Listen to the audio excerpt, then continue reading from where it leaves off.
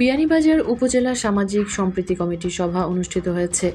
উপজেলা প্রশাসনের আয়োজনে সোমবার উপজেলা সভা কক্ষে অনুষ্ঠিত সভায় বিভিন্ন রাজনৈতিক দলের নেতৃবৃন্দ, মসজিদের ইমাম, জনপ্রতিনিধি ও সাংবাদিক সহ বিশিষ্টজনরা অংশ নেন। বিয়ানীবাজার উপজেলার মোল্লাপুর ইউনিয়নের পাতন বাঘমারা শাহী ঈদগাহ মাঠে আগামী ৪ ডিসেম্বর তাফসিরুল কোরআন মাহফিল ও দোয়া মাহফিল অনুষ্ঠিত হবে। পাতন গ্রামের প্রবাসীদের অর্থায়নে ও পাতন গ্রামের যুব সমাজের আয়োজনে অনুষ্ঠিত তাফসিরুল কোরআন মাহফিলে মুসলিম উম্মার সকল কবরবাসীর মাগফিরাত কামনা করা হবে।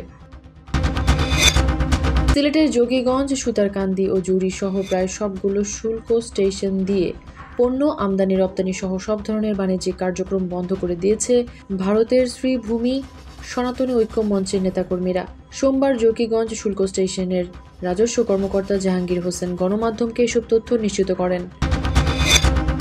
নর্থ ইস্ট ইউনিভার্সিটি বাংলাদেশের স্প্রিং 2025 সালের 3 দিনব্যাপী ভর্তি মেলা 3রা ডিসেম্বর 2024 মঙ্গলবার থেকে শুরু হয়েছে।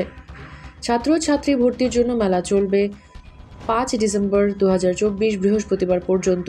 ভর্তির মেলার প্রথম দিন মঙ্গলবার নগরীর শেখ ঘাট ক্যাম্পাসে ইউনিভার্সিটির vice chancellor professor doctor Mohammad Ilias Uddin Biswas ফিতা কেটে বর্ণাঢ্য এই আয়োজনের উদ্বোধন করেন। সিলেটে মাছ ব্যবসায়ীদের হামলায় এক কিশোর নিহত হয়েছেন। সোমবার মহানগরীর লাল দিঘির পাড় অস্থায়ী হকার মার্কেট এলাকায় এই ঘটনা ঘটে। নিহত কিশোর মোহাম্মদ জাহিদ খান মৌলভীবাজার জেলার কুলাউড়া উপজেলার দিঘরখান্দি এলাকার মোহাম্মদ দুদু মিয়ার ছেলে। তিনি লাল দিঘির পাড় হকার মার্কেটের একটি চা দোকানের কর্মচারী ছিলেন। এই ঘটনায় দুজনকে আটক করেছে পুলিশ।